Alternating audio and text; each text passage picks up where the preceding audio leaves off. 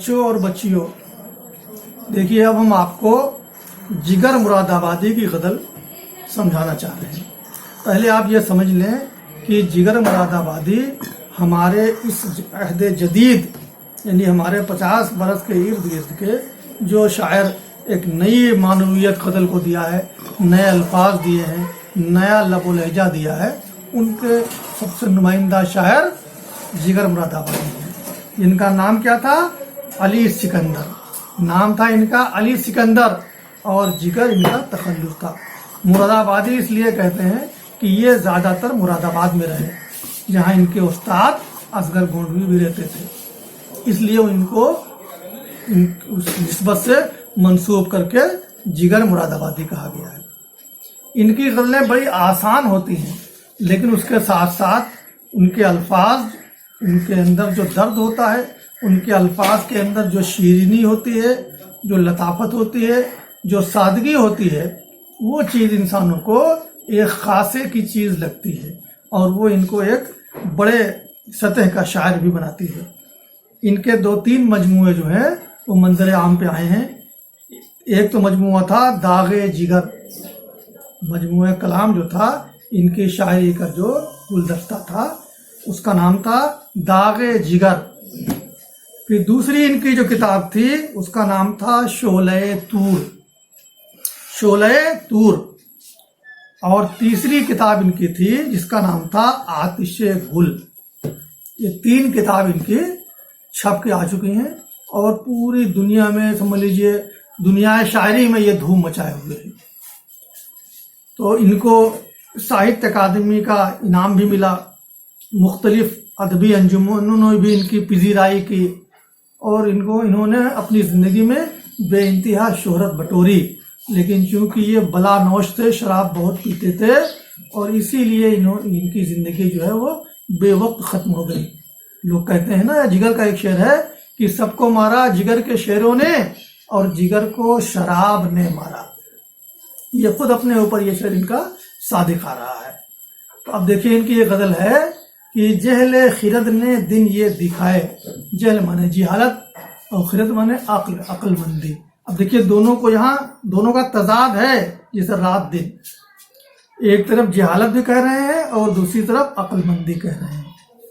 یہ لوگ جو بہت بڑے عقل مند بنتے ہیں اپنے کو اس دور کے، ان کا بہت سے کام جہالت جاہلوں والے ہیں۔ کیوں؟ گھٹ گئے انسان، بڑھ گئے سارے۔ آج جو انسان، جو دنیا کا سب سے قیمتی سرمایہ ہے، جو کہنا چاہیے حاصل کائنات ہے، اس کی پرواہ لوگوں کو نہیں ہے، اور دوسری چیزوں کو بہت بڑی پرواہ ہے۔ انسان کی زندگی جو ہے وہ سبزی مولی گاجر کی طرح کٹ رہی ہے، اور دوسرے مدعوں کے اوپر ہماری چاہے حکومت ہو اور چاہے ہمارے اکابرین سلطنت ہوں، وہ چھوٹے چھوٹے مدعوں کے اوپر مٹے جا رہے ہیں اور کوشاں ہیں۔ اس کے اوپر ایک طرح سے انہوں نے طنز کیا ہے جگر صاحب نے، کہ انسان کو جو کرنا چاہیے وہ نہیں کر رہا ہے، اور جو نہ کرنا چاہیے وہ کر رہا ہے۔ یہ اس کی علمیت کی علامت نہیں بلکہ اس کی جہالت کی نشانی ہے۔ آگے دیکھیے، ہائے وہ کیوں کر دل بہلائے، کہہ رہے افسوس، تعجب ہے کہ آخر اس کو اگر اپنے دل کو سکون دینا چاہے، وہ انسان اگر اپنے دل کو سکون دینا چاہے تو کیسے سکون دے؟ کون سا انسان؟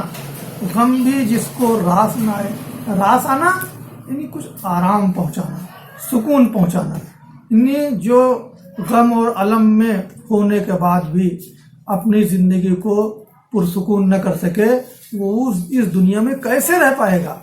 یعنی اس دنیا میں اس آدمی کے رہنے کے لیے پھر کوئی گنجائش نہیں ہے، اس کا دل کسی طرح نہیں بہلے گا، کیونکہ غم سے اگر وہ اپنے دل کو بہلانا سیکھ جائے تو سمجھ لیجئے وہ اس کائنات کے اوپر حکمراں ہو جائے گا، اور تمام جو اتار چڑھاؤ ہیں دنیا کے، تمام رنج اور غم ہیں، ان سب کو بھی جھیل لے گا، اور خوشیوں کو بھی سمجھ لیجئے وہ اپنی زندگی میں ان کا بھی لطف اٹھا لے گا۔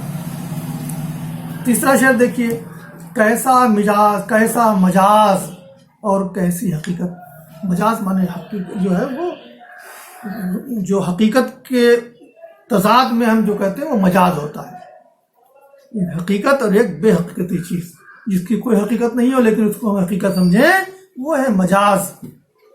اور جو حقیقت ہو یعنی اس کا حقیقی وجود بھی ہو، اور جو چیزیں اس کے بارے میں کہی جائیں وہ صادق بھی ہوں، وہ صحیح بھی ہوں، وہ اپنے ثبوت تک پہنچیں، یہ حقیقت ہے۔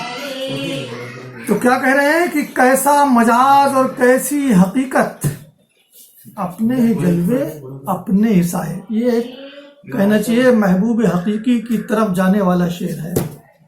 کہہ رہے ہیں اس دنیا میں جو ہم دیکھ رہے ہیں، چاہے وہ حقیقی چیزیں ہوں اور چاہے وہ غیر حقیقی چیزیں ہوں، چاہے وہ خدا کی محبت ہو جو محبوب حقیقی ہے، اور چاہے وہ جسم کے اندر ایک خون کا لوتھڑا رکھنے والے انسان کس سے محبت ہو، وہ محبت جو ہے وہ عارضی ہو گئی اور خدائی محبت حقیقی ہو گئی۔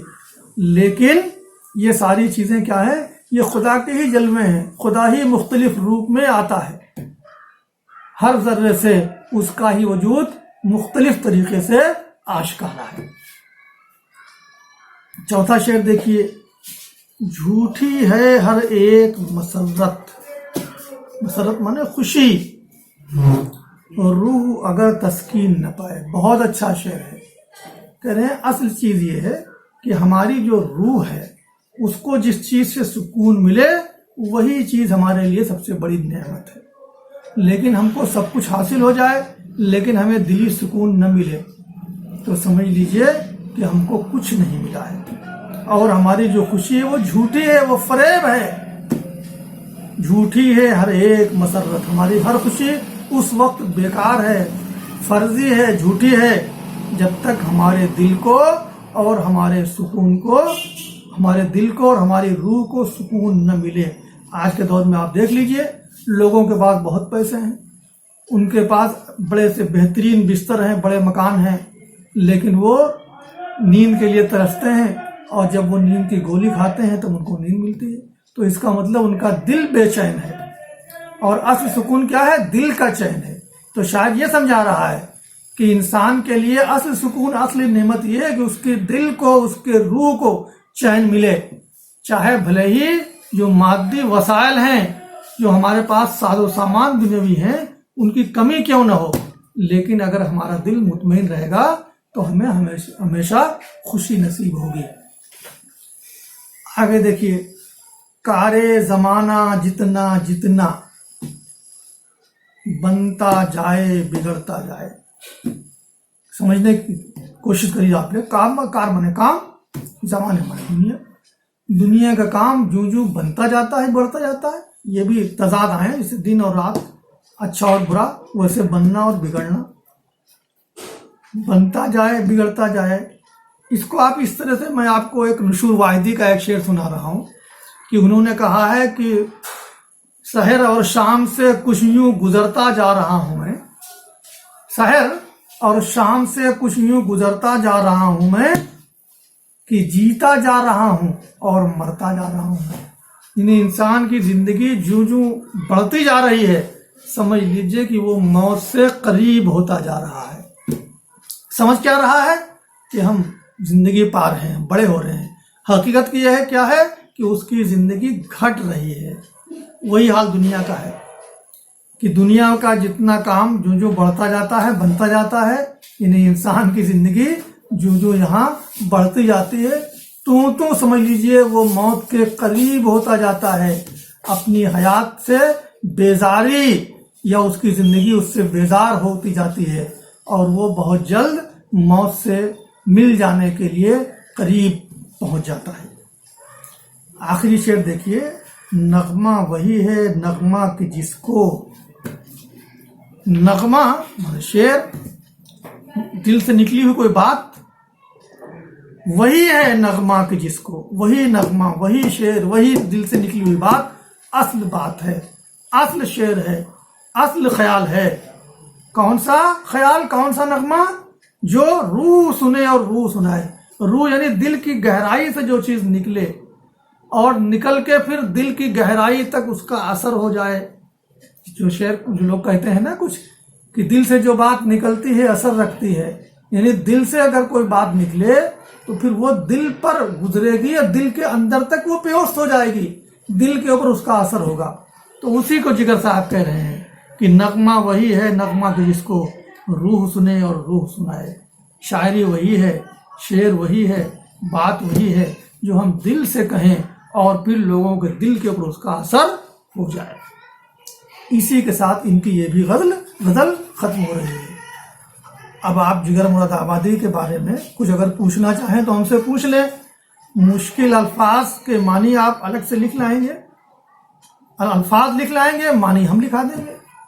جہاں تک ان کے سوانح حیات کا ہے، ان کی شعری خدمات کا تعلق ہے، وہ جو ایک ان کے اوپر ایک سوال آتا ہے نا کہ جگر کی شاعری کے اعتبار سے ان کا کیا مرتبہ تھا، ان کی سوانح حیات کیا ہے، اس کو ہم کسی دن آپ کو لکھا دیں گے ٹھیک سے، اور پھر اس کو آپ رکھ لیجئے گا، سمجھ لیجئے گا، تیار کر لیجئے گا، اور جب وہ سوال پوچھا جائے گا تو اس کو بھی آپ پورے اطمینان کے ساتھ لکھ سکیں گے۔ ٹھیک۔